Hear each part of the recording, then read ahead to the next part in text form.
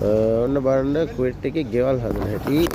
ගේ හදනවා කියලා කියන්නේ ඔය පලංචි බඳිනවා. එක පලංචියක්වත් බඳින්නේ වලවල් හාරලා කිසිම දෙයක් කරලා නෙමෙයි. තනි කර එකම එක දිගට ලීයට ලීය තියලා බඳින්නේ. ඔය පේනවනේ. මම සූම් කරලා පෙන්නන්නම්. ඔය ලීය කවුරුත් අල්ලන්නේ නැහැ. කිසි කෙනෙක් අල්ලන්නේ නැහැ. තමන්ගේ පාඩුවේ තනියෙන් ඔය ලීය බඳින්නේ. අයි අපේ ලංකාවේ වගේ මේ ඒ ඇවිල්ලා මෙතන වලහාරහන් පොල් කට්ටෙන් පස් ටික ගනින් ඔය ලීය වැටේ අල්ලහන් එහෙම එකක් නැහැ. ඔය තනියෙන්ම තමයි. එහා පැත්තේ ගැටේ දාන්නේ තනියෙන්. මම ඒක පෙන්නන්නම්. දැන් මෙයා මේ ගැටේ ගහනවනේ.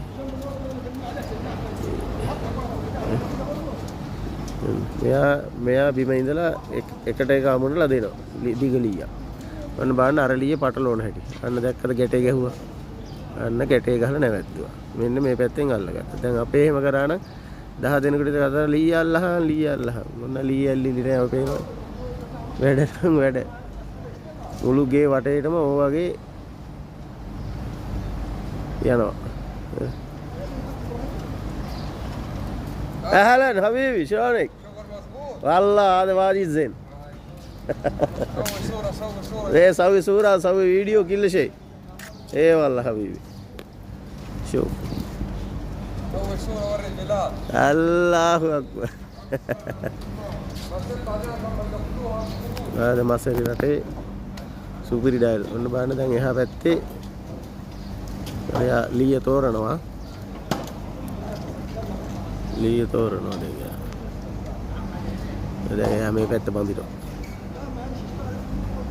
ඔය විදිහටම ඔය සෙට් එක කොහොම මුළු ගේ වටේම යනවා බැඳගෙන. ඔය එකක්වත් පොළවට මේවා කරලා නැහැ. ඒ කියන්නේ පොළව හාරලා ගහපු ඒවා නෙමෙයි.